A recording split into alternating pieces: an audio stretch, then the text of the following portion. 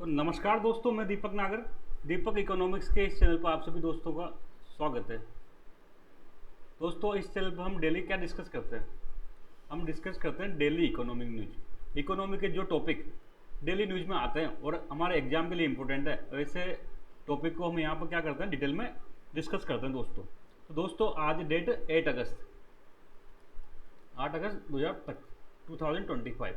तो दोस्तों, आज तो वैसे कई सारी न्यूज़ चल रही है। सबसे इंपॉर्टेंट न्यूज़ तो क्या चल रही है? वो ट्रम्प की तो चल ही रही है ना।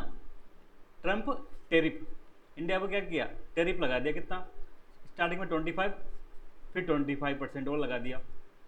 टोटल कितना? 50% इंडिया पर टेरिफ लगा दिया। इसके क्या क्या इंपैक्ट होंगे ये तो हमने एक बार देख चुके डिटेल में। अब इसको बार बार दोस्तों, ये टॉपिक चलेगा महीनों तक, बार बार पढ़ने की जरूरत नहीं है। एक बार समझ लिया टेरिफ क्या होता है, ट्रम्प ने कितना टेरिफ लगाया, और टेरिफ से क्या क्या इंपैक्ट इंडियन इकोनॉमी पर पड़ेगा, क्या क्या इंपैक्ट यूएस की इकोनॉमी पर होगा, ये सब एक बार में स्टडी कर लिए। अब क्या कहा, बॉल टू बॉल कमेंट्री की आवश्यकता नहीं है। क्या नहीं है? बॉल टू बॉल कमेंट्री की आवश्यकता नहीं है। उसमें ट्रम्प ने टेरिफ लगाया तो पीयूष गोयल जी ने क्या कहा, मोदी जी ने क्या कहा, मोदी जी ने कल कुछ और कहा, विपक्ष के नेता भी कुछ कहेंगे, अमेरिका के भी कुछ कहेंगे, चाइना वाले भी कुछ कहेंगे, तो कहते रहेंगे, उसको कहने दो, उसको हम नहीं पढ़ना। Ball to ball commentary is not important for our exam. हमारे एग्जाम में एक कंसेप्ट समझना था, वो हमने समझ लिया। टेरिफ बढ़ने से क्या क्या पॉजिटिव नेगेटिव उसके इम्पैक्ट हो सकते हैं, और उसका कैसे इंडिया सामना करेगा, और टेरिफ क्यों लगाए, इसके रीजन भी हम सब देख चुके हैं। आज की दोस्तों आज की जो न्यूज़ है वो बेसिकली जो पढ़ेंगे वो इंपॉर्टेंट है। वो एक नया बैंक क्या हुआ, एक नया बैंक देश में अस्तित्व में आया। नए बैंक को क्या हुआ, लाइसेंस दिया गया रिजर्व बैंक की तरफ से। वो बैंक का नाम है एयू बैंक। अब आप सब लोग कहेंगे सब कैसे बातें कर रहे हो, एयू बैंक तो अभी भी चल रहा है, नहीं चल रहा? कई जगह एयू बैंक की ब्रांचेज मिल रही है, कईयों को हो सकता है आपके उसमें अकाउंट भी हो सकता है, कईयों ने लोन भी लिया हो सकता है। तो भी सर ये आप कैसे बात कर रहे हो, नया अकाउंट का नया बैंक कहाँ से खुल गया?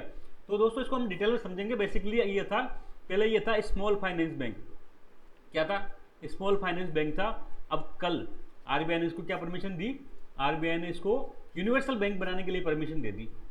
अब से ये क्या हो जाएगा, अब से ये स्मॉल फाइनेंस बैंक नहीं रख के क्या हो जाएगा, यूनिवर्सल बैंक बन जाएगा।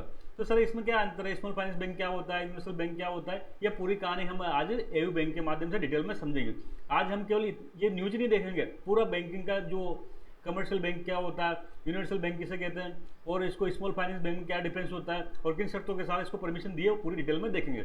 सबसे पहले आप ये न्यूज़ देखें आज कि आरबीआई ग्रांट्स, आरबीआई ने क्या किया, ग्रांट किया किसको? एयू स्मॉल फाइनेंस बैंक था। एयू स्मॉल फाइनेंस बैंक था। कई जगह इसकी ब्रांचेज होगी तो आप सबने देखा ही होगा। बेसिकली इसका हेडक्वार्टर भी अपने जयपुर राजस्थान में ही है। इसको क्या किया, ये स्मॉल फाइनेंस बैंक था, इसको क्या किया, यूनिवर्सल लाइसेंस दे दिया। और कितने साल बाद दिया है? 10 साल बाद आरबीआई ने किसी बैंक को यूनिवर्सल बैंक का लाइसेंस दिया। अगर आप सबको पता हो तो 2015 में 2 बैंक नए अस्तित्व में आए थे इंडिया में, जिसको हम यूनिवर्सल बैंक कहते हैं। एक था बंधन बैंक, बंधन बैंक कोलकाता बेस्ड था ये, और दूसरा था IDFC first bank. IDFC first bank, ये पहले एनबीएफसी थी, लेकिन बाद में इनको क्या किया था, बैंकिंग का लाइसेंस दे दिया गया था। तो दोस्तों 10 साल बाद भारत में कोई नया बैंक बनने जा रहा है, पूर्ण रूपेण जो यूनिवर्सल बैंक होगा। तो इसको हम डिटेल से स्टडी करेंगे। आप न्यूज़ समझ चुके होंगे, आरबीआई ग्रांट ने क्या किया, एयू स्मॉल फाइनेंस बैंक को यूनिवर्सल लाइसेंस दे दिया। किन किन शर्तों पर दिया? ये आरबीआई का नोटिफिकेशन है जो मैंने आरबीआई की वेबसाइट से डाउनलोड करके आपके लिए लाया है। उसमें भी यही बातें लिख रही है कि RBI grants in principle approval to AU small finance limited for transition into universal bank. तो अब हम थोड़ा सा स्टडी करेंगे दोस्तों।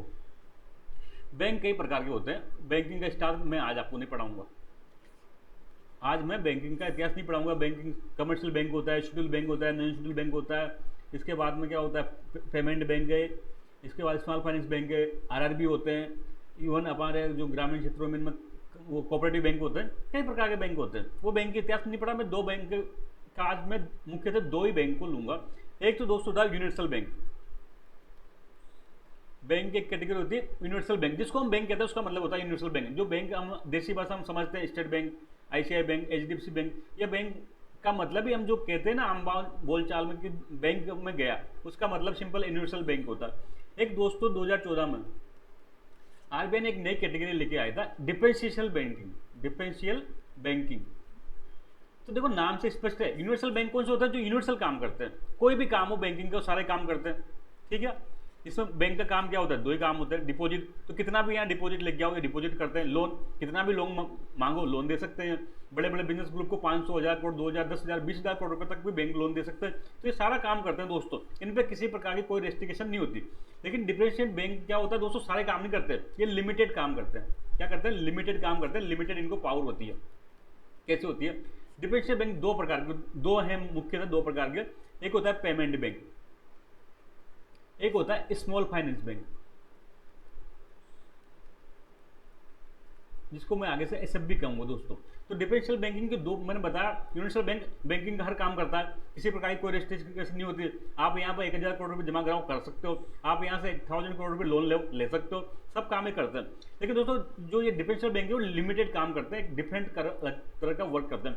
जैसे पेमेंट बैंक है तो ये केवल पेमेंट ट्रांसफर का काम करते हैं। क्या करते हैं पेमेंट बैंक, जो पेमेंट बैंक होते हैं ना, ये एक डिफरेंशियल बैंक है। ये क्या करते हैं, ये केवल आप ये जाओ, ये पीबी है, इसमें आप जाओ पैसा डिपॉजिट करोगे, ये आपका पैसा ट्रांसफर कर देंगे जहां पे आप चाहोगे, बस इतना ही काम करेंगे ये दोस्तों। ये लोन नहीं दे सकते। जब लोन नहीं दे सकते तो ये क्रेडिट कार्ड जारी कर सकते हैं क्या, नहीं कर सकते। ये चेकबुक वगैरह कुछ भी जारी नहीं कर सकते। बेसिकली इनका ऑब्जेक्टिव क्या था, इनका ऑब्जेक्टिव था ट्रांसफर करने का पैसा। स्पेशली ये क्यों लेके आए थे, बेसिकली माइग्रेंट लेबर के लिए लेके आए थे, माइग्रेंट लेबर को सेवा के लिए लेके आए थे। आपने देखा होगा कई लोग बिहार है, यूपी है, यहाँ से मजदूरी करने गुजरात आ रहा है। अभी इसको यहाँ से पैसा भेजना है तो नॉर्मल बैंक से भेजते थे तो बहुत टाइम लगता था। टाइम क्यों, पुराने जमाने 2015 के आसपास की बात थी, तब आपने देखा बैंकों में इतनी लाइन लगती थी। इसके बाद चार्जेस बहुत हाई हुआ करते थे। तो ये सुविधा को करने के लिए जो माइग्रेंट लेबर वगैरह है अपने पैसे को कम खर्च पे आसानी से बेच सके, इसके लिए पेमेंट बैंक का लाइसेंस दिया गया था। बेसिकली ये ज़्यादातर है ना, जो ये मोबाइल कंपनी थी इनको दिया गया था, मोबाइल कंपनी को। आपने देखा होगा सब जगह लगभग छोटे कस्बों में भी एयरटेल का ऑफिस है नहीं है, वोडाफोन का ऑफिस है। तो आरबीआई ने सोचा क्यों ना इसको ऐसे ऑफिसों का इस्तेमाल करें हम पैसे ट्रांसफर करने के लिए। तो इसलिए आरबीआई ने ये पेमेंट बैंक का लाइसेंस दिया गया, एयरटेल को दिया गया। और इसके अलावा कई सारे नाम सुने होंगे आपने, जैसे एक जो पोस्ट ऑफिस का पेमेंट बैंक है, पोस्ट ऑफिस पेमेंट बैंक है। जो पोस्ट ऑफिस में इतनी ब्रांचेज है, गाँव में छोटे छोटे कस्बों में पोस्ट ऑफिस मिलेगा, तो वो केवल डाक ही क्यों दे, वो बैंक पैसे ट्रांसफर करने में मदद करे। तो ऐसे जगहों को क्या किया गया, इनको लाइसेंस दिया गया ताकि ये पेमेंट बैंक के रूप में काम कर सके। इसी सेम टाइम पे स्मॉल फाइनेंस बैंक को भी लाइसेंस दिया गया। दोस्तों पेमेंट बैंक में मैंने आपने देखा वो लोन नहीं दे सकते, वो क्रेडिट कार्ड जारी नहीं कर सकते, केवल पैसा ये जमा करके उसको ट्रांसफर कर सकते हैं। लेकिन साथ में स्मॉल फाइनेंस बैंक बेसिकली इसका और अगला वर्जन है, अच्छा जगह है। इसमें क्या कर सकते हैं दोस्तों, इसमें जैसे कि एसएफबी है, स्मॉल फाइनेंस बैंक में क्या कर सकते हैं, आप डिपॉजिट कर सकते हैं, कितना भी आप पैसा डिपॉजिट करो, इस पर डिपॉजिट पर कोई बैन नहीं है। लेकिन दोस्तों ये क्या करते हैं, इसका एक है कि जो लोन देंगे ना, वो लोन देंगे उसका 50% अमाउंट का 25 लाख से बिलो होगा। स्मॉल है ये, मतलब बड़े लोन नहीं दे सकते कुल मिला के। क्या समझे आप, स्मॉल फाइनेंस बैंक डिपॉजिट कितना भी ले सकते हैं, लेकिन जो लोन देंगे ना, बेसिकली लोन देंगे वो अपना टोटल लोन का 50% तक केवल 25 लाख रुपए से बिलो वाले लोगों को या बिलो लोन देंगे। इसको समझते हैं। सपोज करो ये एक एसएफबी है, इसमें 100 करोड़ रुपए जमा हुए। अभी 100 करोड़ का जो 50% है 50 करोड़ रुपए, 50 करोड़ तक का लोन कितने तक का देंगे, 25 लाख तक का देंगे। एक को 20 लाख दे दिया, किसी को 10 लाख दे दिया, किसी को 25 लाख दे दिया, किसी को 24 लाख दे दिया, परंतु 50 करोड़ की अमाउंट तक ये क्या करेंगे, 25 लाख से कम के लोन देंगे। तो इसलिए इस सेंस में इसको क्या कहते हैं, स्मॉल फाइनेंस कहते हैं। ये क्या करते हैं, स्मॉल अमाउंट के लोन देते हैं, बेसिकली स्मॉल अमाउंट के लोन देते हैं। ये बड़े लोन नहीं देंगे। आप इसमें 1000 करोड़ रुपए के लोन लेने जाओ या कोई बहुत बड़ा अमाउंट का लोन लेने जाओ तो ये बैंक मना कर देंगे। इसी संबंध में इसको क्या कहते हैं, स्मॉल फाइनेंस बैंक कहा जाता है। अब आप समझ चुके होंगे small finance bank universal bank में क्या अंतर होता है। यूनिवर्सल बैंक में दोस्तों लेंडिंग की कोई लिमिट नहीं है, कितना भी बड़ी अमाउंट का लोन दे सकते हैं, लेकिन यहाँ पर लिमिट है 50% जो इनकी लोनेबल अमाउंट है वो 25 लाख से कम रेंज में होगा। साथ में दोस्तों इसका पीएसएल कोटा भी ज़्यादा है। प्राइवेट सेक्टर लेंडिंग आप सब जानते हैं, बैंकों को अपने लोन का एक निश्चित परसेंटेज जो समाज के वंचित लोग हैं या जो डिप्राइव्ड लोग हैं उनको देना पड़ता है। यूनिवर्सल बैंक में दोस्तों ये 40% है। स्मॉल फाइनेंस बैंक में दोस्तों ये अभी तक लगभग 2-3 महीने पहले तक 75% हुआ करता था, जिसको अभी आरबीआई ने फिलहाल के लिए घटा के कितना कर दिया, 60% कर दिया। तो एक बड़ा मेजर डिफरेंस ये होता है कि स्मॉल फाइनेंस बैंक में जो पीएसएल कोटा होता है वो 60% होता है, जबकि यूनिवर्सल बैंक में 40% होता है। फिर भी ये मेजर डिफरेंस नहीं है। मेजर डिफरेंस ये है दोस्तों, 50% जो लोन है वो अप टू 25 लाख तक होगा। 10 लाख का हो सकता है, 5 लाख का हो सकता है, 4 लाख का हो सकता है, 3 लाख का हो सकता है, 24 लाख का हो सकता है, लेकिन बिलो 25 लाख होगा। इतना ही अंतर था दोस्तों। फिर बाद में क्या किया, आरबीआई ने एक कंसेप्ट लग गया है। उन्होंने देखा कि ऐसे स्मॉल फाइनेंस बैंक, कई स्मॉल फाइनेंस बैंक अच्छा काम कर रहे हैं। लगभग 11 स्मॉल फाइनेंस बैंक देश में लाइसेंस दिया था आरबीआई ने 2014-15 की बात है, 2015-16 के आसपास, 2-3 साल के अंदर अंदर 11 स्मॉल फाइनेंस बैंक का लाइसेंस दे रहा। तो आरबीआई ने देखा कि यार कुछ काम बहुत अच्छा काम कर रहे हैं, बेस्ट वर्क कर रहे हैं, तो जो ऐसे बैंक अच्छा कर रहे हैं उनको कुछ अवार्ड मिलना चाहिए। अवार्ड क्या मिलना चाहिए, इनको कोई ना करो यूनिवर्सल बैंक का लाइसेंस दे दो। क्या करो, ऐसे बैंक जो अच्छा कर रहे हैं स्मॉल फाइनेंस बैंक, इन पे लिमिट क्यों लगाओ, इनको और ज़्यादा ग्रोथ करने दो, उनको क्या करो यूनिवर्सल बैंक का लाइसेंस दे दो। तो इसके लिए दोस्तों एक तो समझो आरबीआई ने 2024 में एक गाइडलाइन लेके आए थे, बेसिकली एक सर्कुलर जारी किया था। क्या सर्कुलर जारी किया था कि ऐसे स्मॉल फाइनेंस बैंक जो कुछ कंडीशन को पूरी करते हो ना, ये कंडीशन याद रखनी पड़ेगी। देखो ये अब न्यूज में है तो इंपॉर्टेंट है, एग्जाम में आ सकता है। ऐसे स्मॉल फाइनेंस बैंक जो कुछ कंडीशन को फुल करे और जो अच्छा परफॉर्मेंस कर रहे हैं, उनको क्या करो, उनको ऑन टेप लाइसेंस दिया जा सकता है। ऑन टेप यूनिवर्सल बैंक में कन्वर्ट किया जा सकता है। अभी ऑन टेप और ऑफ टेप का भी कंसेप्ट समझेंगे, लेकिन पहले हम समझ लें कि 2024 में एक गाइडलाइन जारी करी थी जिसके तहत क्या किया जा सकता है, स्मॉल फाइनेंस बैंक को यूनिवर्सल बैंक का लाइसेंस दिया जा सकता है अगर कोई क्राइटेरिया पूरा करते हो लोग। ये क्राइटेरिया क्या क्या कहते हैं, तो दोस्तों सबसे पहले तो स्मॉल फाइनेंस बैंक हो ना, वो शेयर मार्केट में लिस्टेड होना चाहिए। क्या होना चाहिए, शेयर मार्केट या स्टॉक एक्सचेंज में लिस्टेड होना चाहिए। वहाँ पर लिस्टेड का मतलब होता है कुल मिला के आप उसको शेयर को परचेज और बाई कर सकते हो। कहाँ पे, stock exchange, Bombay stock exchange, national stock exchange पर। दूसरा, इसका जो 1000 करोड़ तक इसकी क्या होनी चाहिए, नेटवर्थ होनी चाहिए, मतलब इसकी संपत्ति टोटल कितनी होनी चाहिए, 1000 करोड़ मिनिमम होनी चाहिए। 1000 करोड़ से कम अगर नेटवर्थ है तो फिर वो यूनिवर्सल बैंक का उसको लाइसेंस नहीं मिलतेगा। तीसरा दोस्तों कि लास्ट 2 ईयर में क्या होना चाहिए, इसको बेनिफिट होना चाहिए, लॉस मेकिंग को नहीं, केवल प्रॉफिट मेकिंग होना चाहिए। ऐसा स्मॉल फाइनेंस बैंक जो प्रॉफिट कमा रहा है, केवल उसी बैंक को क्या होगा, यूनिवर्सल बैंक का लाइसेंस दिया जाएगा। इसके अलावा जो फोर्थ कंडीशन थी दोस्तों, इसका capital to risk weighted asset ratio CRAR या CAR भी कहते हैं, कैपिटल एडिक्वेसी रेशियो, ये मिनिमम 50% होना चाहिए। अब ये क्या होता है ये मैं भी आज समझा नहीं सकता, इतना तो हमारा जो टॉपिक बहुत लेंथी हो जाएगा, लेकिन CRAR मिनिमम 50% होना चाहिए। इसके अलावा दोस्तों इसका जो NPA रेशियो, NPA होता है ना, नॉन परफॉर्मिंग एसेट, ऐसे लोन बैंक के जो डूब जाता है या पैसे वापस टाइम पर नहीं आते उसको NPA कहते हैं। तो ग्रोस NPA वो एक कंसेप्ट होता है नेट NPA का। तो ग्रोस NPA 1% से कम होना चाहिए, बिलो कितना होना चाहिए, सॉरी ग्रोस NPA 3% से बिलो होना चाहिए। 3% ऑफ टोटल लोन का से GNP होना चाहिए, और नेट जो NPA है वो बिलो 1% होना चाहिए, 1% बिलो होना चाहिए। कब का, लास्ट 2 ईयर में। लास्ट 2 ईयर में जो इसका स्मॉल फाइनेंस बैंक का वो क्या करते हैं, ग्रोस NPA 3% से कम और जो नेट NPA है वो 1% से कम होना चाहिए। अगर ये सब कंडीशन कोई फॉलो करे, समझ रहे हो ना, आरबीआई ऐसा नहीं कर रहा। ऐसे स्मॉल बैंक फाइनेंस बैंक जो कुछ कंडीशन को पूरा करे, कौन सी कंडीशन, वो शेयर मार्केट में लिस्टेड होना चाहिए, उसके नेटवर्थ 1000 करोड़ से ज़्यादा होनी चाहिए, लास्ट 2 साल में वो प्रॉफिट मेकिंग होना चाहिए, CRAR रेशियो उसका है ना 50% से ज़्यादा होना चाहिए, NPA उसका है ना ग्रोस NPA 3% से कम और नेट NPA उसका 1% से कम होना चाहिए। अगर ये सब शर्तें पूरी कर रही हो तो फिर आ जाओ आप ऑन टेप लाइसेंसिंग पर। आरबीआई ने बेसिकली 2016 में एक कंसेप्ट दिया था ऑन टेप लाइसेंसिंग का। अब ऑन टेप ऑफ टेप का कंसेप्ट समझते हैं। देखो दो होते हैं, 2 तरीके से आप लाइसेंस ले सकते हो। एक तो होता है जैसे कि RS का फॉर्म निकला, RS की भर्ती निकली, एडवर्टाइजमेंट, RPC ने क्या किया, RS की एडवर्टाइजमेंट निकाला, आपने जाके फॉर्म फिल कर दिया, करते नहीं करते सब लोग।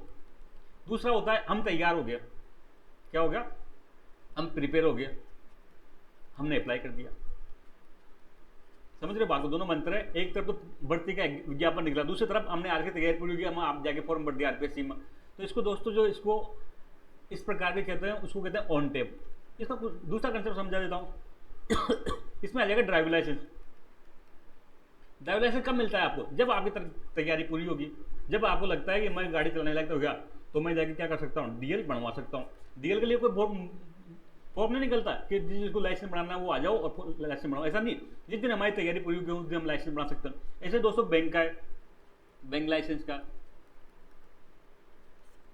2016 से पहले क्या होता था, आरबीआई अनाउंस करता था बीच बीच में, साल में 10 साल में एक बार, 20 साल में एक बार, कि जिसको भी लाइसेंस चाहिए वो आ जाओ, लाइसेंस के लिए अप्लाई कर दो। एक तरह से भर्ती निकलती थी, जैसे अपने क्या होता था, जैसा कि अभी आरपीएससी की भी भर्ती निकलती है, वैसे भर्ती निकलती थी कि भाई हम है ना लाइसेंस दे रहे हैं, अब आप आ जाओ। लेकिन 2012 के बाद ऑन टेप में क्या हुआ, यहाँ कोई भर्ती नहीं निकली। यहाँ किसी बैंक को लगता है कि वो रूल्स फॉलो कर रहा है, उसके बाद जितने भी जो बैंकिंग लाइसेंस की शर्तें हैं, तो वो क्या कर सकता है, आरबीआई में जाके अप्लाई कर सकता है। तो ऑन टेप तो ना साल भर चालू रहता है, जबकि इसमें क्या होता है, ऑफ टेप में बीच बीच में जो आरपीएससी की टाइप भर्ती निकलती है तभी वो फॉर्म भर सकते हैं। ऐसे ही तो दोस्तों 2016 में आरबीआई ने क्या किया, अब ऑन टेप लाइसेंसिंग सिस्टम कर दिया। ऑन टेप लाइसेंसिंग सिस्टम कर दिया। किसी भी संस्था को लगता है कि उसको बैंक बनना है या बैंक का लाइसेंस चाहिए, वो क्राइटेरिया पूरा करता है तो अप्लाई कर सकता है। फिर आरपीएससी उसके फॉर्म को चेक करेगा, अगर उसको लगता है कि वो उसको अगर क्राइटेरिया पूरा कर रहा है तो आरपीएससी बैंक उसको लाइसेंस दे सकता है। तो दोस्तों ये तो था 2016 का। 2024 में क्या आया था, 24 में आरबीआई का सर्कुलर आया था कि स्टेट जो स्मॉल फाइनेंस बैंक है उनको क्या कर सकता है, यूनिवर्सल बैंक का लाइसेंस दिया जा सकता है, लेकिन कुछ कंडीशन पूरी करते हो तो दोस्तों ये इसी गाइडलाइन के अनुसार बाद में 2024 में जो एयू स्मॉल फाइनेंस बैंक था, इसने क्या किया, अप्लाई किया आरबीआई में कि भाई हमको क्या करो, हमको यूनिवर्सल बैंक का लाइसेंस दो। तो इसी अप्लाई के चक्कर में बाद में फाइनली क्या किया, जो कल डेट थी 7 अगस्त को, आरबीआई ने इनका फाइल जो फॉर्म भरा था या जो अप्लाई किया था उसको अप्रूव कर दी कि ठीक है, हम आप राजी हैं, आप शर्तें पूरी करते हो तो आपको यूनिवर्सल बैंक का लाइसेंस दे दिया जाएगा। यह है पूरी कहानी दोस्तों इस बात की। थोड़ा सा इतिहास एयू बैंक का भी जान लेते हैं। एयू बैंक, तो एयू दोस्तों, एयू बैंक की स्थापना 1996 में हुई थी। एक एनबीएफसी के रूप में हुई थी, नॉन बैंकिंग फाइनेंशियल कंपनी के रूप में। बैंक नहीं थी ये, केवल एनबीएफसी थी जो है ना क्या करते थे, व्हीकल लोन देती थी, 2 व्हीलर 4 व्हीलर ऐसे जो व्हीकल थे उनको ये लोन दिया करती थी। 1996 में इसकी स्थापना जयपुर में हुई थी दोस्तों। इसका हेडक्वार्टर आज भी कहाँ है, आज भी जयपुर में। याद रखना, एग्जाम में पूछा जा सकता है कि एयू बैंक का हेडक्वार्टर कहाँ है, जयपुर। फिर बाद में जब आरबीआई ने नया कंसेप्ट लेके आया स्मॉल फाइनेंस बैंक का लाइसेंस देने का, तो इन्होंने अप्लाई किया। तो 2017 में ये क्या हो गया, जो एनबीएफसी थी ये कन्वर्ट किस में होगी, एयू स्मॉल फाइनेंस बैंक में। एयू स्मॉल फाइनेंस बैंक में इसको कन्वर्ट कर दिया गया। फिर फाइनली 2025 में फिर क्या हुआ, इस स्मॉल फाइनेंस बैंक को बढ़ा के क्या कर दिया गया, यूनिवर्सल बैंक का लाइसेंस दे दिया गया। संजय अग्रवाल इसके प्रोमोटर हैं। कौन है, संजय अग्रवाल। ये है इतिहास किसका, एयू बैंक का। अब आप इसको एक बार थोड़ा सा चाहो तो नोट्स में देख सकते हैं। देखिए, RBI grants AU small finance universal bank license. News क्या थी, न्यूज़ अपने पढ़ ली, एयू बैंक को क्या किया, स्मॉल फाइनेंस बैंक से यूनिवर्सल बैंक में कन्वर्ट कर दिया। आफ्टर 10 ईयर, 10 साल बाद किसी नए बैंक को लाइसेंस दिया गया। इसके पहले 2014 में दिया था किसको, आप सबको याद है, बंधन बैंक, बंधन बैंक, और दूसरा आईडीएफसी फर्स्ट बैंक को। ठीक है, इसमें कोई दिक्कत नहीं है। एयू बैंक का इतिहास मैंने आपको पढ़ा दिया। Found in 1996 as a finance company हुई थी, vehicle loan finance company, vehicle को लोन दिया करती थी। बाद में 2017 में क्या किया, इसने अप्लाई किया तो इसको स्मॉल फाइनेंस बैंक का लाइसेंस मिल गया।